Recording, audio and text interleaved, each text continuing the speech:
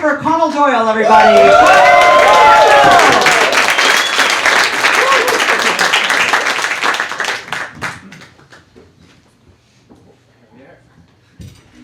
So, being an Irishman in America is very different to being an Irishman in Ireland. The first thing I noticed are people's reactions to my accent. There's two types of reactions. The first type is, what the fuck did that guy just say? That's cool. As a man who struggles to enunciate, I'm used to people not understanding me, even in Ireland.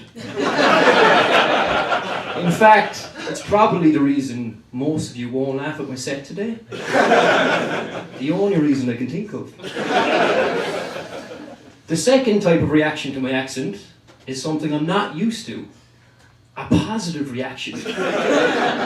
People make this face, the same kind of face Jeffrey Epstein used to make when a teenager sat into his helicopter.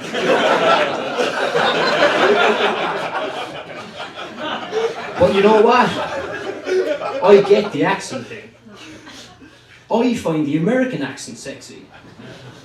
When I was younger, I'd be listening to music and watching television, and after a while it dawned on me, all the cool people have American accents. And then when I started watching porn, it really just drove that point home. So, I'm 30 years old now, and a part of me is still bitter about being single. But then again, I've come to the realization that most people in relationships are losers.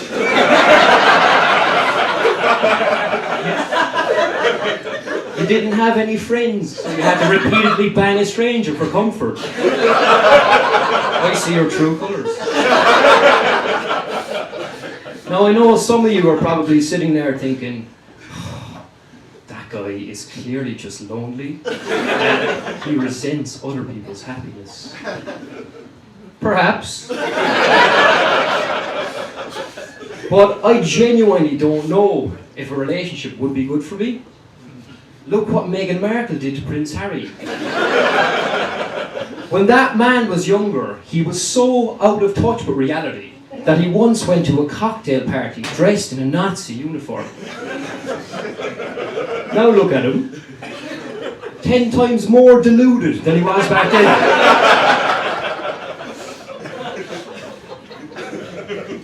Am I the only one who questions people's intentions when they post about their dead relatives on social media?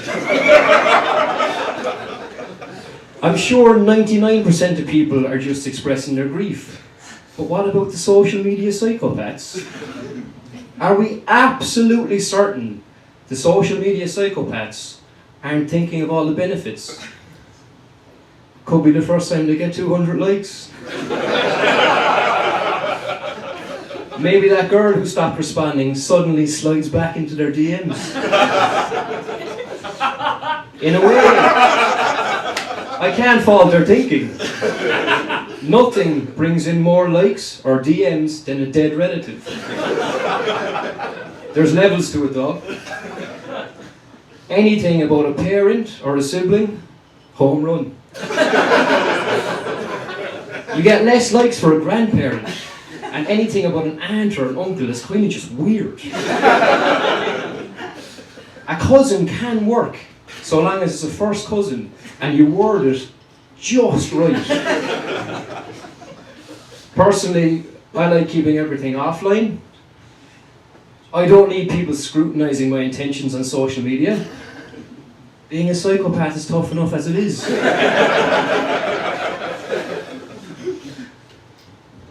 Yeah? Cool.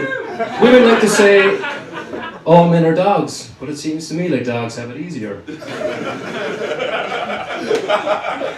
I've been to apartments where I've been asked to take my shoes off, even though there's a dog lying on the couch. Don't know where my shoes have been, but you do know your dog eats its own shit. and now it's licking the cushions. The thing I'm most jealous about dogs, though, is that there is literally nothing they can do that prevents them from getting into a woman's bed.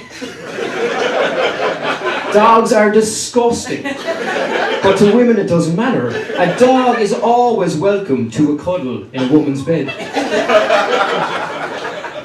The standards are different for men. I'm taking women out for dinner and cocktails, and for some reason I can't get near their bed. We can't all be 6'4" and obnoxiously wealthy, even when our Tinder profile says we are.